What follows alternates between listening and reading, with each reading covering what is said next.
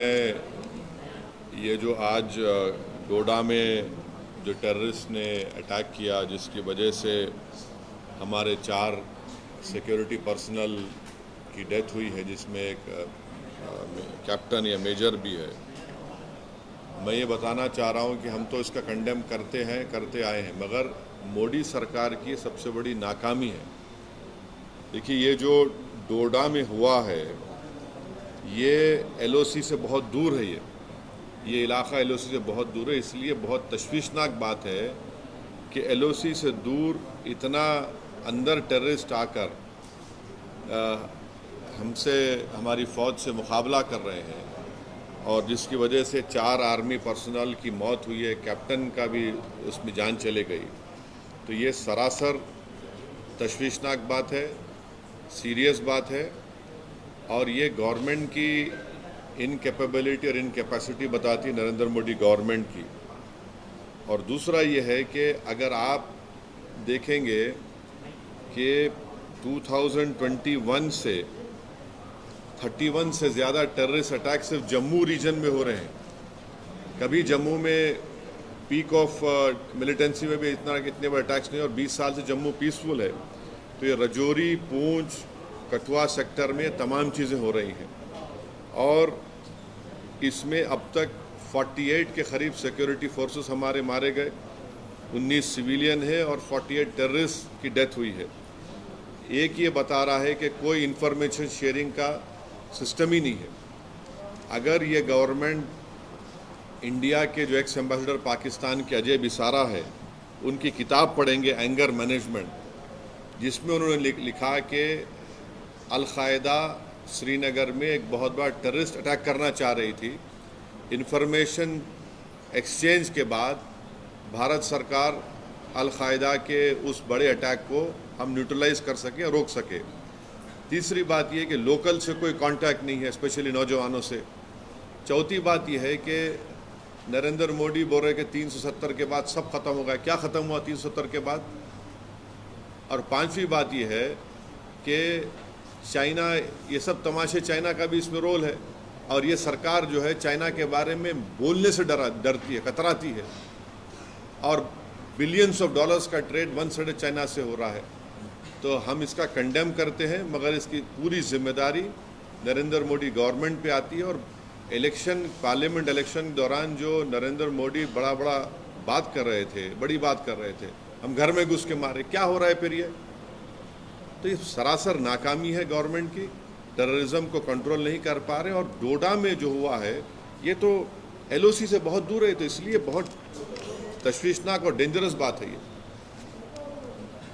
Sir, 2 दिन पहले supreme court में एक ऑर्डर पास किया जहां पे उन्होंने बोला है कि we have to give Muslim women को डिवोर्स के बाद भी एलिमनी मिलनी चाहिए। आप इसको किस तरह से देखते हैं? देखिए, मैं all India Muslim Personal Law board का मेंबर भी हूँ, एग्जीक्यूटिव कमेटी का मेंबर भी हूँ। मैं all India Muslim Personal Law board का जो एग्जीक्यूटिव कमेटी मीटिंग के बाद जो आप तमाम मीडिया को बताया गया, उसी को रिटीरेट कर देता हूँ कि मुस्लिम पर्सनल लॉ बोर्ड ने उस जजमेंट को शरीयत एप्लीकेशन एक्ट के ख़िलाफ़ करार दिया, फ्रीडम ऑफ रिलीजन के ख़िलाफ़ करार दिया गया। और तीसरा, मुस्लिम पर्सनल लॉ बोर्ड ने यह फैसला लिया है कि हम कैसे लीगल एवेन्यूज़ को एक्सप्लोर करेंगे इस जजमेंट के ख़िलाफ़। मेरी मुख्तसर सी राय ये है कि आप देखिए कि एक तो तलाक़ हो गया, तो 1986 का एक्ट एक है, इद्दत पीरियड में डिवोर्सी वुमन को आपको देना है। फिर एक एक्ट ये हो गया, दूसरा 125 सीआरपीसी हो गया, तीसरा ट्रिपल तलाक का कानून हो गया, चौथा डोमेस्टिक वायलेंस हो गया। 4 एक्ट है। अब आप बताइए कि ये क्या हो रहा है फिर? तलाक सबसे बुरी चीज़ है इस्लाम में, अल्लाह की नज़र में। और डिवोर्स अगर जब हो जाता है तो उसका इद्दत का पीरियड होता है, उसके बाद कोई ताल्लुक़ रहता ही नहीं हस्बैंड एंड वाइफ का।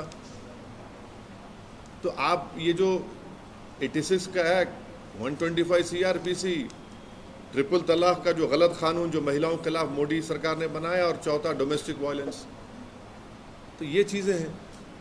अगर सर एक वुमेन मतलब शादीशुदा औरत को छोड़ने के बाद, डिवोर्स के बाद, उसका भी तो मेंटेनेंस पति पे ही होता है ना सर। मतलब अगर वो इंडिपेंडेंट वुमेन नहीं है या फिर अपने पैरों पे खड़ी नहीं है तो उनको भी नहीं मेंटेनेंस आप 86 का एक्ट पढ़िए। 86 के एक्ट में आपको लिखा हुआ है कि मेंटेनेंस इतना दिया जा सकता है कि उनको, पहले तो आपको इस्लाम समझने की ज़रूरत है। जो पैसे वाइफ को शादी के वक्त दिए जाते हैं, महर बोलते हैं, उसको रिटर्न किया जाता है डिवोर्सी को। फिर उनका मेंटेनेंस, नानो नफ़ा जिसको बोलते हैं, वो दिया जाता है। और इस्लाम में शादी जो है कॉन्ट्रैक्ट है मेरे भाई, जन्म जन्म का साथ नहीं है। महाराष्ट्र में मस्जिद में जो अटैक हुआ है, ये एक किस्म से एक टेररिस्ट अटैक है मस्जिद के ऊपर, और 6 दिसंबर कंटिन्यू हो रहा है। और वहाँ पर शिंदे और फडणवीस की बीजेपी की सरकार है, और उस सरकार की वजह से ये सब हमले मस्जिदों पर किए जा रहे हैं। मस्जिद के अंदर घुसकर कुरान शरीफ की बेहुरमती की गई, मस्जिद के अंदर डिसिक्रेशन किया गया, मस्जिद के अंदर जलाया गए जानिमाज़ों को। जो वहाँ पर मुसलमानों के घर थे, घरों में घुसकर उनके जेवरात और पैसों को लूटा गया, और अब पुलिस तमाशा ही बनी बैठी रही। तो ये पूरा इनकरेजमेंट दिया जा रहा है एक किस्म से, इनडायरेक्टली या डायरेक्टली बोलिए, वहाँ की बीजेपी और शिंदे सरकार की तरफ से। इसीलिए इन तमाम लोगों की हिम्मतें बुलंद हो रही हैं। आप बताइए कि हम विश्व गुरु बनना चाह रहे हैं और मस्जिद के ऊपर खड़े होकर आप डेमोलिश करने की कोशिश कर रहे हैं। हम विश्व गुरु बनना चाह रहे, थर्ड इकोनॉमी बनना चाह रहे, और मस्जिद के अंदर घुस के आप कुरान शरीफ को जला रहे हैं। कौन सा विश्व गुरु, कौन सी ये बातें कर रहे हैं? डेलिबरेट टारगेटिंग है मुसलमानों के और रिलीजियस प्लेस की। इसको इस बात को साबित करता है। केस बुक करे, कितनों को अरेस्ट करे आप? हर वक्त यहाँ पर पिछले 8 महीने से उठा के देख लो, महाराष्ट्र में मस्जिदों को टारगेट किया जा रहा है और वहाँ की सरकार कुछ नहीं कर रही है, खामोश तमाशा ही बने बैठी हुई है। तो इसीलिए मैंने कल ये बात कही है कि अब आने वाले विधानसभा के चुनाव में महाराष्ट्र के मुसलमानों को, MIM पार्टी कैंडिडेट्स को अब कामयाब करिए। कोई तो आवाज़ उठाए ना। वो जो पार्टीज बोल रहे थे मॉरल विक्ट्री, अब तो मुंह से निकल रहा भी नहीं इस हमले के बारे में उनके मुंह से।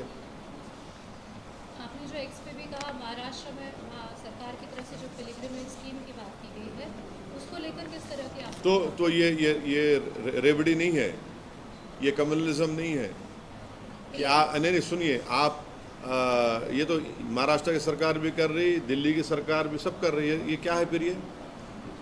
और आप उसमें क्या कर रहे हैं? एक दरगाह, एक मस्जिद, अरे ये क्या है भाई? ये आप वन साइडेड फैसले ले रहे हैं। आप तो संविधान पे ओथ लिए ना, तो आपको सबको बराबर ट्रीट करना है। आप एक रिलीजन के कैसा हो सकते हैं वहाँ की सरकार?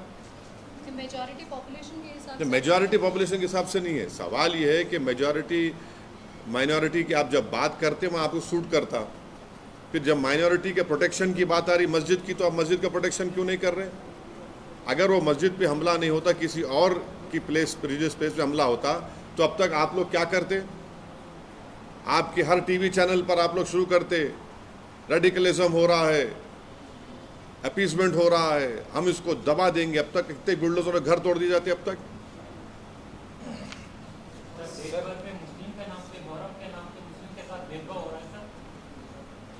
अब ये संभल में मेरे को मालूम हुआ कि ताजिया जो निकालते थे उसका हाइट कम कर दिए। क्यों कर रहे हैं भाई ये चीज़ें? आप, संभल की रिपोर्ट है, उत्तर प्रदेश संभल है, वहाँ से मेरे को मालूम हुआ। Sir Jammu Kashmir, the incident happened in Jammu Kashmir on that zone. JNK DGP R.R. Sohail says Pakistan successfully infiltrated all important aspects of civil society thanks to so-called mainstream or regional politics in the valley. There is ample evidence to show that many had owned the art of running with the hare and hunting with the horn. What the hell is that Mr. DGP doing over there? He should be ashamed of his this nonsensical statement which has issued. You have imposed UAPA on the Kashmir Bar Council chairman. today's attack in Doda, which is very far from LOC, how is it that they have entered so much into Doda? Who's responsible for this? He's trying to cover up his incapacity, his mistakes, his failure. Simple as that. But This is very dangerous. We have recently held Lok Sabha elections, and the polling percentage was very high. Everyone praised it, and now the DGP is saying something else. Are you trying to say that all these Lok Sabha elections are rigged? What is he trying to say? Since 20 years, Jammu has been free, but now since 2021, more than nearly 50 security personnel have been killed, 19 civilians have been killed. Recently, 10 pilgrims who went to a temple, they were assassinated by these terrorists. Where is your information network? Why are the locals not helping you? Why are you not taking the youth into confidence? Why is this government not talking about China? Why is this government not talking about sharing information? Mr. Ajay Bisara, in his book Anger Management, had said that information was exchanged. Based on that information, we were able to thwart Al-Qaeda terrorist act in Kashmir. And where is this loud talk of Narendra Modi? We have removed 370, everything is gone. No, it is not gone. This is the failure of Narendra Modi's government. And Mr. DGP should not become a spokesperson for the ruling party. If he intends, he should join BJP. What is your demand on Kolhapur incident, sir? People were seen on the mosque. People were seen on the mosque doing what?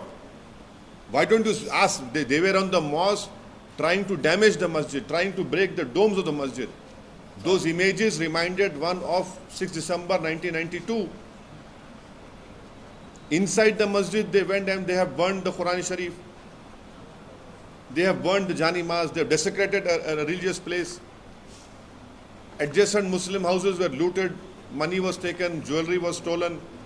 What is the police doing? What is this government doing? The Shinde Fadnavis government should take the responsibility because of their approach.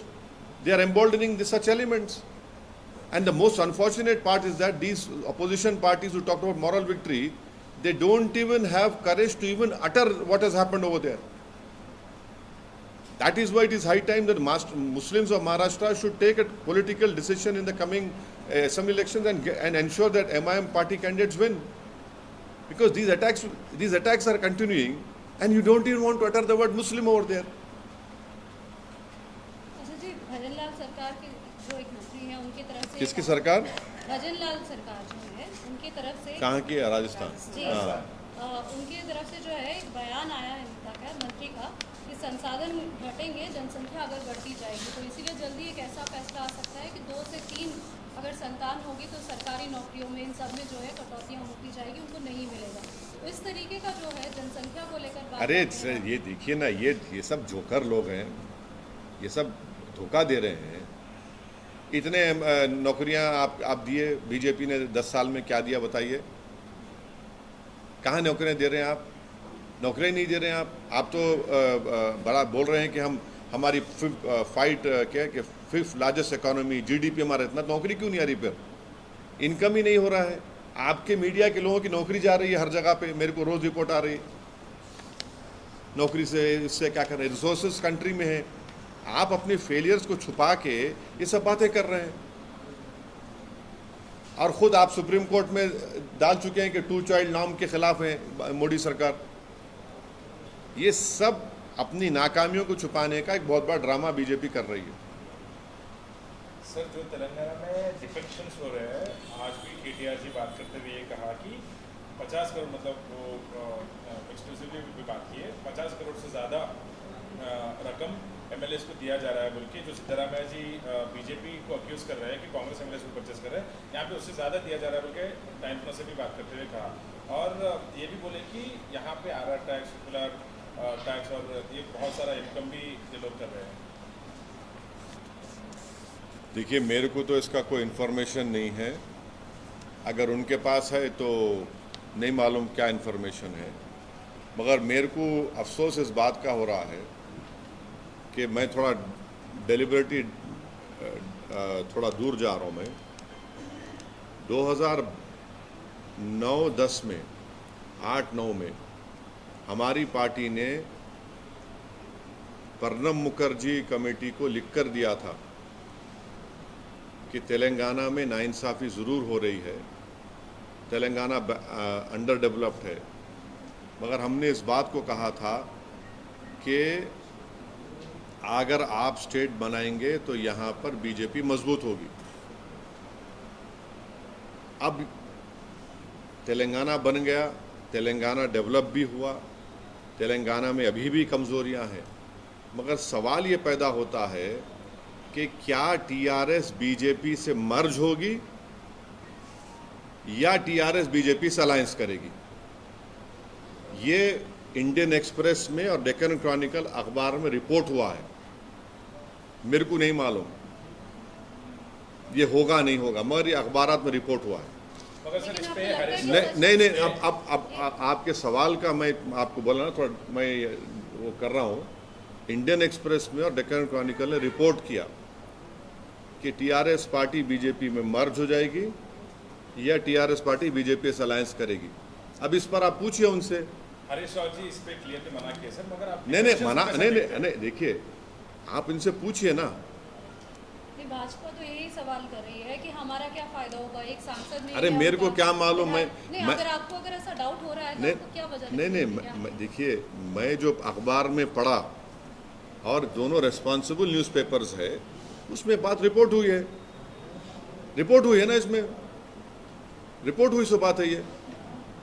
और उसमें तो हमारे x MP Vinod साहब का statement है, everything on the table, express में बोले उन्होंने, एनीथिंग कैन हैपन। मैं नहीं बोल रहा हूँ ये।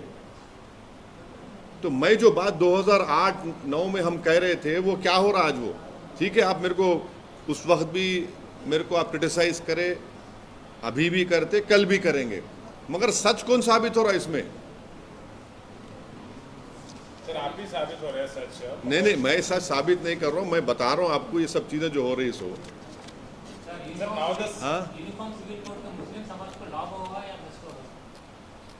All India Muslim Personal Law Board अपनी रिसेंट एग्जीक्यूटिव कमेटी की मीटिंग में यूनिफॉर्म सिविल कोड के खिलाफ हम हैं वो बोला गया है। और यूनिफॉर्म सिविल कोड की बात करने वाले जो BJP Uttarakhand uniform civil code लेकर आई नंबर 1 उस स्टेट में, वो असेंबली में यूनानिमस रेजोल्यूशन से पास हुआ, उसमें कांग्रेस पार्टी भी सपोर्ट करी उसको। ये बात समझो आप लोग बोल रहे नहीं। उत्तराखंड में जो यूसीसी लाया गया वॉइस वोट से यूनानिमसली वहाँ पर कांग्रेस पार्टी और रूलिंग पार्टी बीजेपी ने उसको पास किया। अब वो यूसीसी क्या बोलता है कि मेरा निकाह नहीं हो सकता। अब इस्लाम में शादी तो निकाह से होंगी ना, विटनेस होंगे, मेहर दिया जाता दुल्हन को, आप उसको उड़ा दिए, स्पेशल मैरिज एक्ट में करो बोल रहे आप होते कौन भाई? मेरा फ्रीडम ऑफ रिलीजन है, ये है यूसीसी। और यूसीसी की बात करने वाले हिंदू अनडिवाइडेड टैक्स रिबेट दूसरे रिलीजन को क्यों नहीं मिलता, क्रिश्चियन मुस्लिम्स को? आपको मालूम करीब 1800-1900 करोड़ का टैक्स रिबेट दिया गया उसमें। ये तो राइट टू इक्वालिटी के खिलाफ प्रोविजन है। और उस हमारे मुस्लिम पर्सनल लॉ बोर्ड की मीटिंग में ये भी तय किया गया कि जितने चीफ मिनिस्टर्स हैं नॉन बीजेपी के, उनसे जाकर भी मुलाकात करेंगे और इस सिलसिले में, और पॉलिटिकल अपोजिशन लीडर से भी मिलेंगे नॉन बीजेपी के, उनको जाकर हम रिप्रेजेंटेशन देंगे। तो हो सकता है कि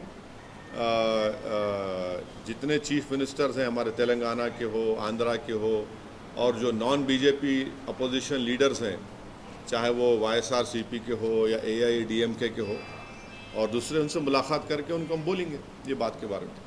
अच्छा जी, आप यूसीसी और CAA के बारे में कई बार बोल चुके हैं, लेकिन अभी हाल ही में हेमंत बिस्वा शर्मा ने जो वही तो बोला। मैं एक मिनट रुक जाओ, मैं समझ गया।